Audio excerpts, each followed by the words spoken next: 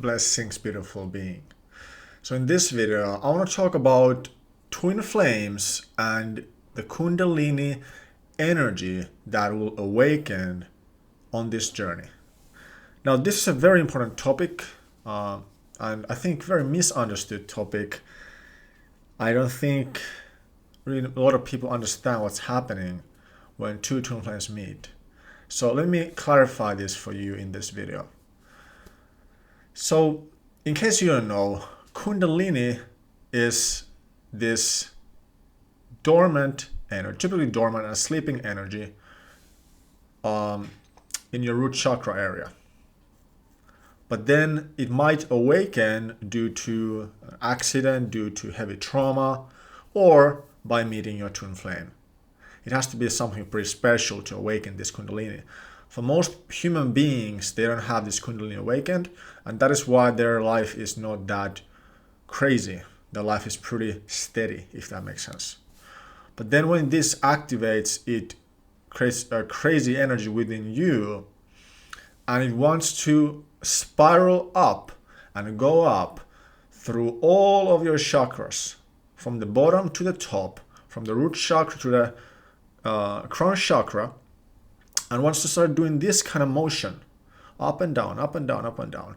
So if any of your chakras are unbalanced or are blocked, then there will be trouble. So just to share a personal experience, my root chakra and my sacral chakra are very much blocked. It's due to many things. It's due to the fact that I'm not really a human being, you know. It's due to the fact that I've had a lot of these enlightened and what I like to call mini nirvana experiences or nibbana experiences. And my friend Onni, shout out to you, Onni. I've had a lot of those, and just for example, living still in a mental hospital area, it's like I'm not grounded in reality.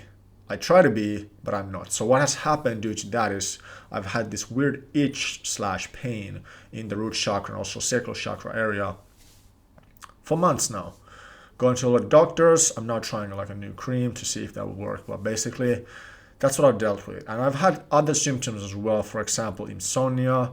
I've had crazy electricity running through my body. I've started to see things, hear things, and so on and so on and so on. So know that there's a lot of symptoms, and if you're experiencing something, it's very and no medical explanation for it, it's very likely that it's Kundalini awakening related. So that's what Kundalini awakening is and what the energy is. So then, how it happens when you meet your twin flame?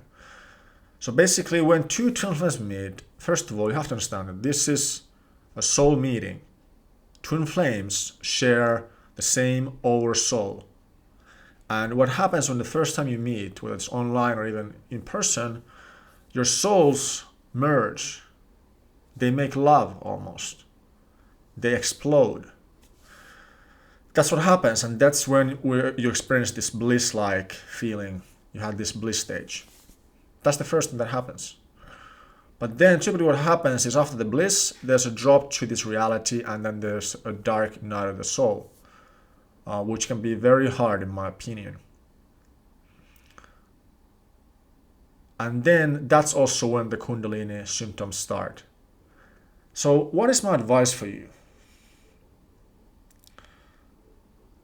I think my advice first of all is to know that this will happen, and it's probably already happened to you if you watch this video. And you have to be very gentle with yourself. You can't blame yourself from these symptoms or for these symptoms, and you can't blame your twin flame for these symptoms either. Know this: what will happen and what is happening is that you are purifying a lot of karma from this life, but also from all your past lives. So imagine that all of these things are coming up for you so you can purify them out of your system, so that in the future you can be happy and you can be free, you can be light. That's the goal, to have your light body fully within you, embodied within you. And that's what will happen for you. But you have to go through this phase, this purging phase that we call, this dark night of the soul, or many dark nights of the soul, which I'm happy to help, by the way. I'm going to be starting to do sessions once again. So if you're interested in that, just click the link. I should have the link by now there.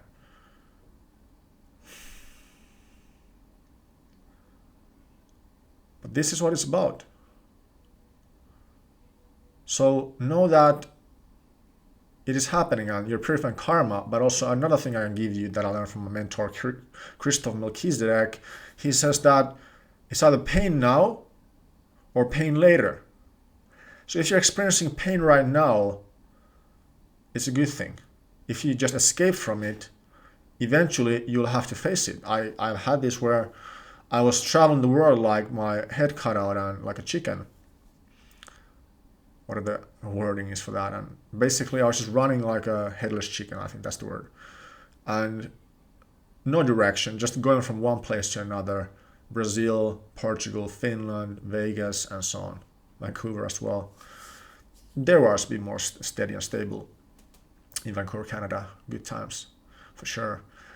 But basically, I was running away from the emotions. But then it happened to be that, first of all, I had to face them while I was outside or in a foreign country. In Brazil, I had to start to face them. Then I started facing them in Finland. And then finally, when I really started to face them was when I got into a mental hospital. And I spent 1 year in the mental hospital. And now I'm still in the mental hospital area, just a supported apartment where I'm in. And I have no plans to leave. I'm really staying in Finland because basically I don't want to ruin my progress. I've made a lot of progress. I have escaped to many countries in the past, which if you follow my other YouTube channel in the past, you probably saw some of the videos where I was asking for money, I was traveling within Finland, I was also going to other countries and so on. But yeah, but that is my advice. Be gentle, know that it's happening for a reason, know that it won't last forever, and know that I'm here to help. So I hope that this video helps. If it did, make sure to leave a like, comment below, subscribe if you're new. And as always, I love you, and I'll see you next time.